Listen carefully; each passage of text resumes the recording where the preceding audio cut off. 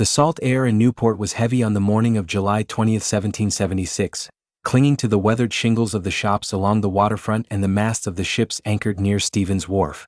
For years, the town had lived in a state of breathless tension, a tug-of-war between the rebellious spirit of the merchants and the looming shadows of British men of war in the harbor.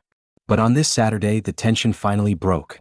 Major John Handy adjusted his uniform, his boots echoing against the cobblestones as he walked toward the Colony House. In his hand he carried a crisp sheet of paper, the ink still fresh enough to smell. It was the news that had traveled by horseback from Philadelphia, through the dusty roads of the colonies, finally arriving at the heart of Rhode Island.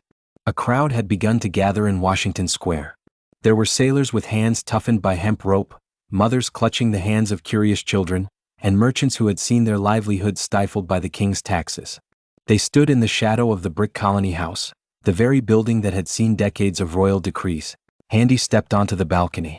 The chatter of the crowd died down, replaced only by the distant crying of gulls and the rhythmic lap of the tide against the wharves. He cleared his throat, the sound carrying across the square.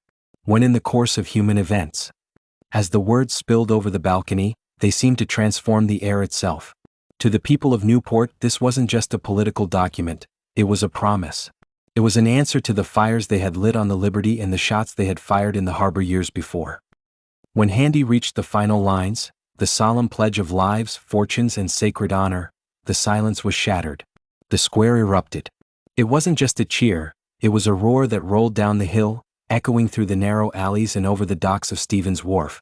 13 cannons began to thunder from the forts, their smoke mixing with the summer haze, one for every colony that had dared to stand up. In that moment, the residents of Newport weren't just subjects of a distant crown anymore. They were citizens. As the sun began to set over the harbor, painting the sky in hues of deep violet and gold, the people looked out at the water with new eyes. The future was uncertain, and the British fleet would soon return to occupy their homes.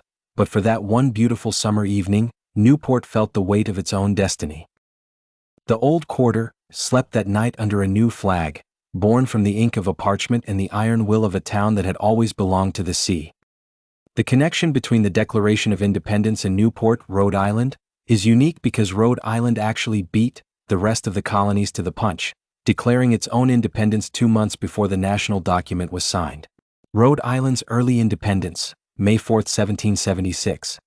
In Newport's port, where the sea winds blow, and the waves crash on the shore so low, a declaration was read with a voice so bold, of freedom and liberty a story to be told. The people gathered with hearts so light, as the words rang out in the warm summer night. We hold these truths to be